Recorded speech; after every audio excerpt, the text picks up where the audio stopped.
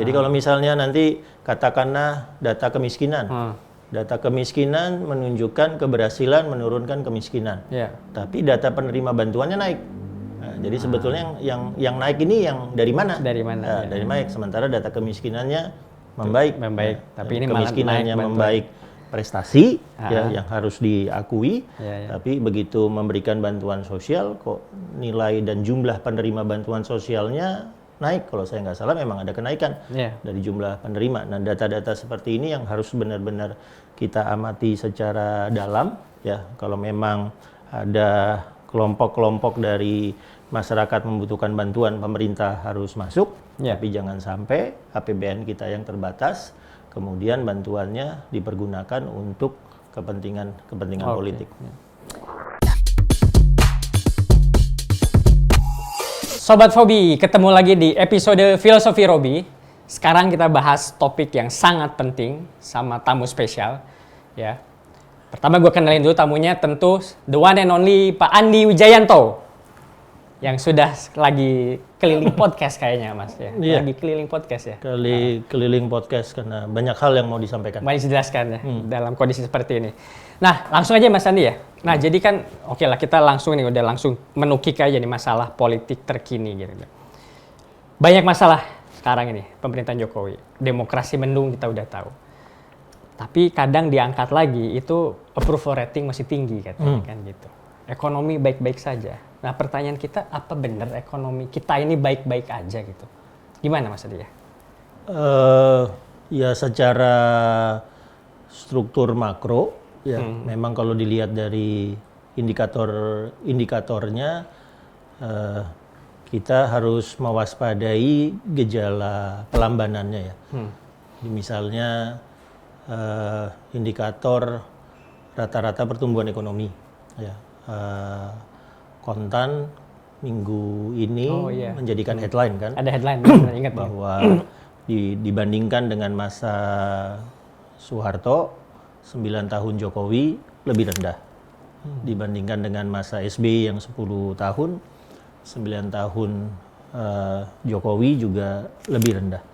Ya, kalau Pak Harto, kalau tidak ada krisis ekonomi, mungkin rata-ratanya bisa 6 ke atas. Ada krisis ekonomi, rata-ratanya 5 ke 6. Pak SBY karena ada 2008-2009 krisis keuangan global ya maka rata-ratanya juga 5 tipis lah, 5,2 gitu ya. Nah, Pak Jokowi dengan adanya COVID, ya, rata-rata pertumbuhan ekonominya turun ke 4,6, 4,7 dalam 9 tahun. Jadi pelambanannya terjadi. Sementara kita tahu dalam banyak asumsi untuk membuat Indonesia lompat menjadi negara maju, kita itu berasumsinya di angka 7%. Jadi misalnya di bidang saya, pertahanan. Kami merancang program kekuatan pertahanan minimum sampai 2024 dengan 2 asumsi utama. Yang pertama, pertumbuhan ekonomi 7%, nggak pernah kejadian. Lalu yang kedua, alokasi dari PDB ke sektor pertahanan perlahan-lahan meningkat. Dari 0,7 menuju 1%, menuju 1,5%, dan akhirnya ideal berada di angka 2%. Ini juga nggak pernah kejadian. Ya, di masa Pak Jokowi 10 tahun, rata-rata alokasi anggaran pertahanan ke PDB stagnan di angka 0,78%, yang membuat akhirnya mungkin target pencapaian MIF ke 2024 itu tidak bisa 100%. Nah, hal-hal ini menunjukkan bahwa ya walaupun approval rating dari pemerintahan Pak Jokowi ke Pak Jokowinya tinggi, tapi ada hal-hal yang memang secara struktural fundamental harus kita perhatikan kalau memang kita mau memanfaatkan 10 tahun ke depan sebagai gerbang baru kita untuk menuju Indonesia maju. Oke, jadi approval rating pun bisa gini ya Mas, kan pertama bisa katakanlah ya kultur orang Indonesia kalau ditanya apakah Anda puas ya puas-puas aja gitu kan, nggak mungkin lah, tidak sekelas katakan orang Amerika yang bisa mengkritik, itu satu. Kedua ya mungkin mereka puas kalau ditanya puas, tapi kalau pertanyaannya diganti misalnya bagaimana menurut Anda kondisi ekonomi sekarang dibanding tahun lalu? Nah itu mungkin akan beda jawabannya kan. Mungkin wah sekarang lebih susah, penghasilan tetap tapi harga makin naik kan kayak gitu-gitu. Nah yang tadi yang pelambanan secara makro itu apakah emang ada efeknya ke kehidupan ekonomi sehari-hari, ke kantong orang gitu ya? Atau emang nggak ada ya? Atau ada lag yang terlalu panjang? Itu gimana tuh kira-kira? Ke kantong rakyat lah itu. Ya kelihatannya ada ya. Ada ya, yang terutama yang paling terasa itu tentang stabilitas harga pokok. Itu. Misalnya. Jadi pada saat pemerintah harus terus-menerus ya melakukan operasi-operasi pasar khusus, ya misalnya beras, gula, untuk menstabilkan harga, itu sebetulnya menunjukkan secara fundamental, secara struktural ada masalah yang tidak pernah bisa kita selesaikan tentang supply demand. Ada masalah yang tidak bisa kita selesaikan tentang rantai logistiknya, sehingga untuk menjaga harga dibutuhkan operasi pasar yang membutuhkan dukungan dari APBN. Ya, misalnya karena ada El Nino, misalnya bantuan beras kembali digunakan yang menunjukkan bahwa ini ada masalah fundamental nih yang harus kita bereskan.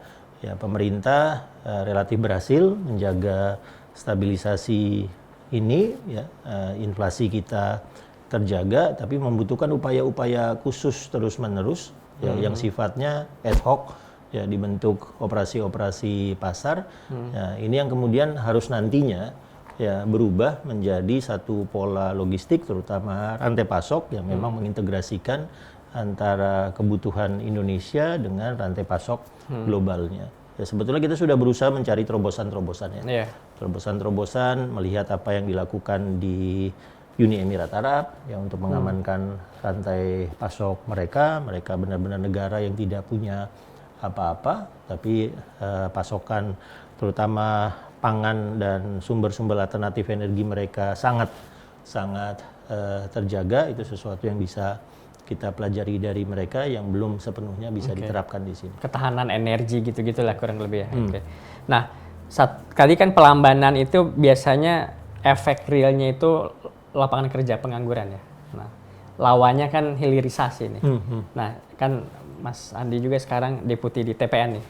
Nah, gencar nih gosip hilirisasi ini diteruskan, ada juga ngomong bakal ditambah malah. Jadi sebetulnya posisi kata TPN Ganjar Mahfud, kita langsung aja ke situ karena pemirsa kita juga memang kebanyakan sudah mendukung Mas Ganjar dan Prof Mahfud. Itu gimana soal hilirisasi ini, Mas Andi? Yang jelas hilirisasi di 8 gerak cepatnya Mas Ganjar itu menjadi salah satu gerak cepat, menjadi gerak cepat ketiga ya. Tentang bagaimana menggerakkan ekonomi dengan nilai tambah. Lalu di gerak cepat yang ke 7 dan 8 yang berkaitan dengan posisi global Indonesia, berkaitan dengan politik luar negeri, juga dimunculkan pentingnya politik luar negeri kita mengintegrasikan diplomasi dengan hilirisasi, karena kita menyadari hilirisasi membutuhkan bahan baku yang mungkin berasal dari negara lain, membutuhkan pasar yang bisa saja berasal dari negara lain, atau mungkin konsorsium pendanaan global untuk membentuk industrinya di Indonesia yang juga berasal dari negara lain. Jadi hilirisasi muncul berkali-kali dalam visinya Ganjar Mahfud dalam program gerak cepatnya. Nah, bahkan hilirisasi itu kemudian dimunculkan dalam berbagai bentuknya ya. Ya, ada hilirisasi yang sudah kita tahu seperti misalnya hilirisasi nikel yang berhasil dengan baik katakanlah di Morowali. Ya, kalau Morowali itu kan cerita uniknya, saya jadi Seskap di November 2014. Lalu Pak Jokowi memanggil saya, saat itu beliau bertanya, ada nggak smelter yang bisa saya kunjungi yang benar-benar sudah bisa berproduksi. Ini dari 2014 Pak Jokowi nanya itu. Ada nggak smelter yang bisa saya kunjungi? Baru tahu. Nah, jadi saya nyari lah. Saya nyari, lalu saya bilang, ada Pak smelter nikel di Morowali. Tapi itu jauh banget. Jadi pergilah saya dengan Pas Pampres ke sana. Divideokan, difoto. Ya saat itu masih benar-benar berantakan. Jalannya masih jalan tanah lumpur. Smelter itu kantornya belum punya headquarters yang layak lah untuk kunjungan presiden. Saya sampaikan ke presiden saat itu apa adanya. Lalu malah presiden, ya sudah, atur saya ke sana. Ya, jadi diatur ke sana, itu benar-benar smelter nikel. Ya, lokal atau punya orang asing, Pak? Kombinasi. Kombinasi, ya, kombinasi antara lokal dengan partnernya dari Cina ya saat itu. Nah, begitu presiden melihat bahwa smelter nikel ini memang sudah berproduksi, lalu diatur kunjungan ke sana waktu itu Februari 2015.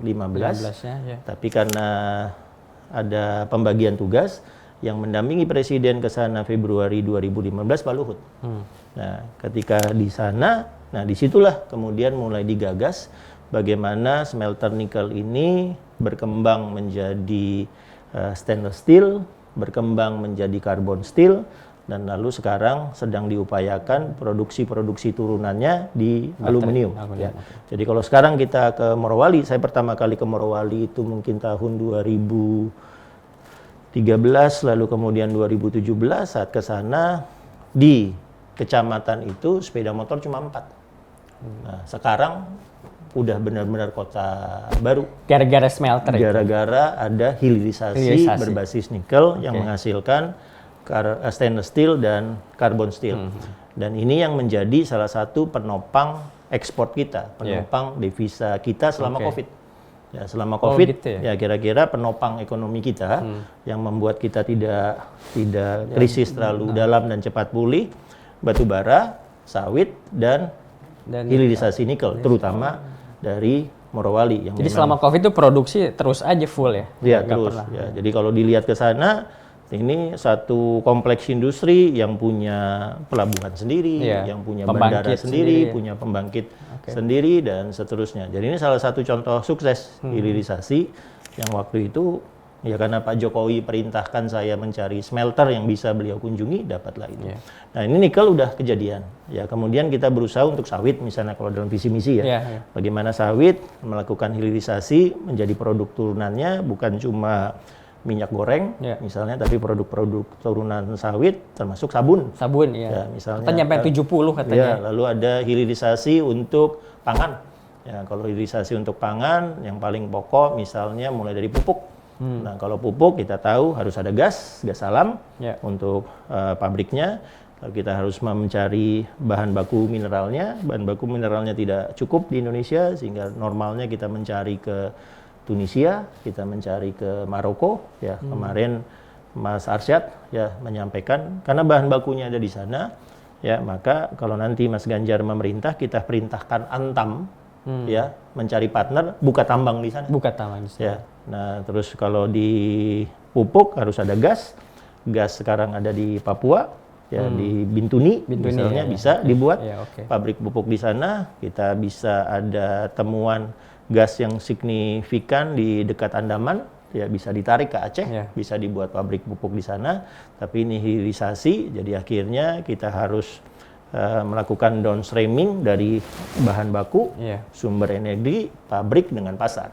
Nah itu produk misalnya pangan. Dan masih ada beberapa produk lainnya yang dimunculkan di gerak cepat ketiga, Mas Ganjar.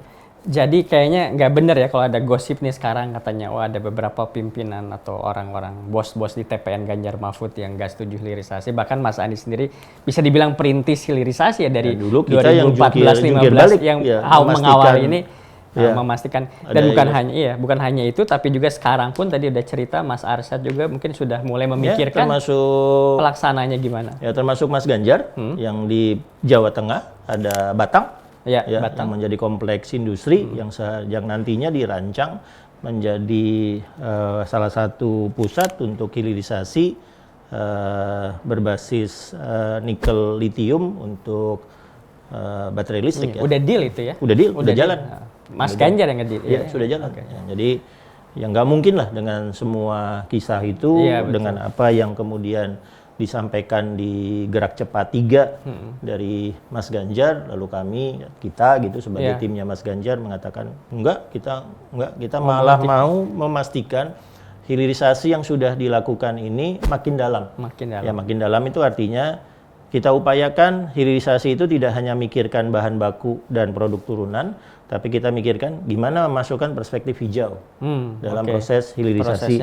Ya, bagaimana proses hilirisasi ini memperkuat konektivitas maritim kita. Bagaimana proses hilirisasi ini memperkuat posisi Indonesia dalam rantai pasok global.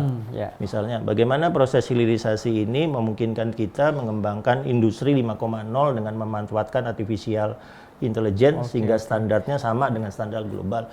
Kita ingin memperdalam itu sehingga hilirisasi benar-benar bisa membuat kita memiliki level industri yang lebih tinggi dari apa yang sekarang. Jadi bukan hanya diteruskan ya, malah hilirisasinya akan jadi jangkar ya. Akan jadi jangkar, harus jadi jangkar. Iya, harus. Kalau untuk mencapai pertumbuhan yang tinggi itu kan mau nggak mau kan. Oke. Nah, ini masih tentang hilirisasi Mas Andi, cuman agak berbeda point of view-nya. Pemerintahan Jokowi ini kan hilirisasi ini selain ya memberikan keuntungan ekonomi yang banyak, tapi juga ada paling sedikit retorika yang cukup nasionalis lah. Hentikan ekspor, lawan itu kekuatan besar.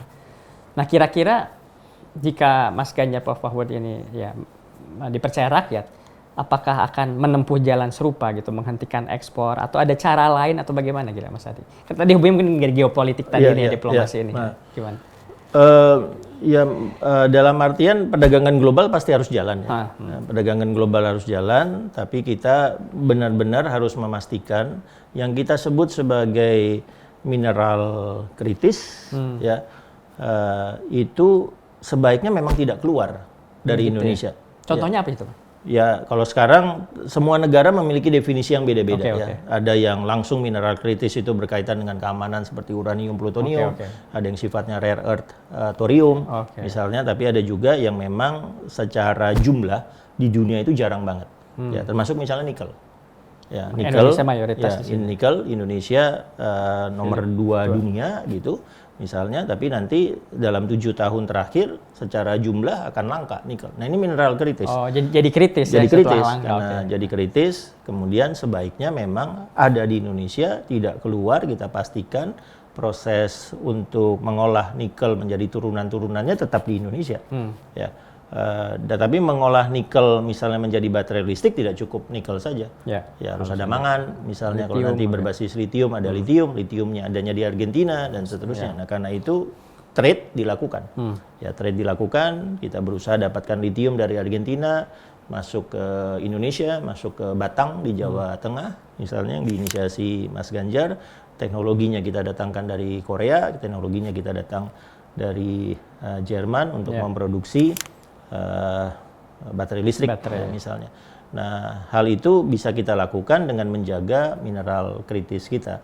Nah, pada saat nanti melakukan itu, sekarang seolah-olah kita ini tabrakan dengan WTO. Ya, dengan aturan WTO yang menghendaki perdagangan bebas. Ya, tapi kalau seandainya industri-industrinya memang sudah ada di Indonesia, industri-industri produksinya sudah ada di Indonesia, kita bisa mengatakan ke dunia, memang nggak ada yang bisa kami jual. Karena semuanya sudah terserap di Indonesia. Ya, orang nambang nikel, ya langsung dipesan habis oleh industri-industri ini. Yang dipermasalahkan sekarang, kita nambang nikel, katakanlah kita nambang nikel 100, yang bisa diproduksi Indonesia cuma 60, lalu kita melarang yang 40 tetap nggak boleh keluar. Nah, itu yang dipermasalahkan.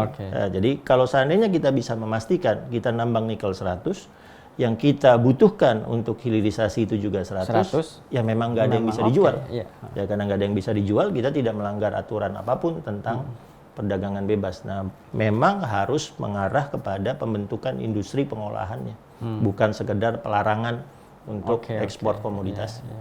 Ya, mesti ada insentif rasional lah bahwa ini memang terserap gitu kan, bukan sekedar ya mungkin apa jagoan kita berhenti gitu. Oke. Nah, satu lagi aja nih Mas Andi, ini mungkin agak balik lagi nih ke ekonomi pelambatan tadi ya. Tadi growth melambat dibanding Pak Harto dan dibanding SBY. Nah, di sisi lain bansos kan kencang sekali. Nah, ya ini mungkin udah mulai masuk ke ranah politik. misalnya kita tahu ada bansos El Nino ya sampai November. Ya tentu bagus, cuman kan yang menarik kok timingnya sekarang. Kalau memang buat El Nino kan kenapa nggak bulan Juli dulu? Kalau sekarang udah mau selesai, udah hujan tadi aja kita kan hujan ya. Kan kayak gitu loh. Nah sebetulnya menurut Mas Andi nih, ini secara bagaimana nih? Apa emang sejauh mana katakanlah intervensi negara melalui kebijakan negara ini mempengaruhi proses politik buat Pilpres 2024 ini kira-kira? Ya itu yang harus benar-benar kita cermati ya, sehingga APBN itu memang harus terukur digunakan, tidak kemudian disalahgunakan untuk kepentingan politik jangka pendek. Ya. Misalnya kalau tadi kita ngelihat komponen-komponen dari PDB yang membuat ekonomi kita melambat di kuartal 3 2023. Daya beli masyarakat tidak turun. Tidak turun. Daya beli masyarakat stabil. Ya, dalam arti untuk masyarakat harga oke. Ya. Investasi oke. Ya, masuk, investasi tetap. kalau misalnya kapitalisasi pasar modal gitu, itu naik 3 billion US dollar. Yang masalah adalah konsumsi pemerintah. Konsumsi pemerintah turun, belanja pemerintah turun di kuartal 3 tahun ini. Masalah berikutnya adalah ekspor. Ekspor turun. Ya, untungnya pada saat ekspor turun, import juga turun. Dan lebih besar turunnya dari import sehingga kita masih punya surplus perdagangan. Ya, tapi sumber penurunan pelambanan di kuartal 3 2023 satu belanja pemerintah, satu trade. Nah, ini yang turun. Jadi tidak ada hubungannya dengan daya beli masyarakat. Karena harga stabil. Inflasi terjaga. Itu berhasil lah ya. Inflasi terjaga, harga stabil. Nah, itu nanti yang mungkin bisa didalami oleh teman-teman di DPR. Ya, tentang bagaimana komponen-komponen dari PDB itu menunjukkan satu sisi indikator-indikator yang stabil, yang turun kita lihat di belanja pemerintah dan perdagangan ekspor impor. Lalu pada saat El Nino-nya benar-benar sudah berakhir, memang pernah ada peramalan bahwa El Nino akan lanjut sampai bulan Februari. Ya, terus kemudian kan selesai ya di November ini, tanggal 3 November udah mulai resmi masuk musim hujan. Ya, tanam sudah dimulai, panen akan terjadi. Kalau dilihat dari volatilitas harga yang kami amatin hari per hari, harga beras stabil. Kalau harga beras stabil berarti sebetulnya supply dengan demand oke. Yang tidak stabil dalam 2 minggu terakhir cabai rawit dan cabai merah yang harganya terus naik. Daging sapi misalnya harganya stabil ya. Terus kita kan tiba-tiba kayak Harmoko dulu ya, tiap hari ngamatin harga cabai kering, harga cabai apa. Tapi nasional. Yang berubah cuma cabai rawit dengan cabai merah. Beras stabil. Nah, nanti teman-teman di DPR ya bisa secara lebih kritis ya melihat bagaimana di Kementerian Pertanian, di Badan Pangan, di Bulog, di Kementerian Sosial ya kemudian memang menargetkan agar bantuan itu tepat sasaran sesuai dengan kebutuhannya, tidak berbasis kepada pertimbangan politik 2024. Ya. Jadi dari situ kalau didalami teman-teman DPR itu harusnya ketahuan lah kira-kira motivasinya apa gitu kan, apa memang targeted gitu ya. Ya. Jadi kalau misalnya nanti katakanlah data kemiskinan. Data kemiskinan menunjukkan keberhasilan menurunkan kemiskinan. Tapi data penerima bantuannya naik. Nah, jadi sebetulnya yang naik ini yang dari mana? Dari naik. Sementara data kemiskinannya membaik. Tapi ini kemiskinannya membaik prestasi ya yang harus diakui. Tapi begitu memberikan bantuan sosial kok nilai dan jumlah penerima bantuan sosialnya naik. Kalau saya nggak salah memang ada kenaikan dari jumlah penerima. Nah, data-data seperti ini yang harus benar-benar kita amati secara dalam ya. Kalau memang ada kelompok-kelompok dari masyarakat membutuhkan bantuan, pemerintah harus masuk, tapi jangan sampai APBN kita yang terbatas, kemudian bantuannya dipergunakan untuk kepentingan politik.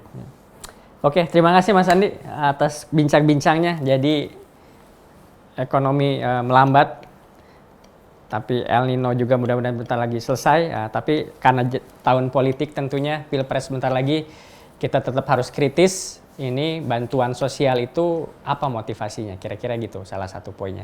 Dan tadi yang penting juga jangan lupa hilirisasi ini nih, Mas Andi ini justru yang jungkir balik ya 2014-2015 untuk membangun hilirisasi nggak mungkin tiba-tiba saja, apalagi di TPN mengatakan hilirisasi tidak diteruskan, hilirisasi tidak diteruskan, malah hilirisasi akan jadi jangkar ekonomi dari pemerintahan Ganjar Prof Mahfud. Oke Sobat Fobi, sekian dulu episode Fobi kali ini. Sampai jumpa di episode Filosofi Robi selanjutnya. Terus optimis sambil tetap rasional. Thank you.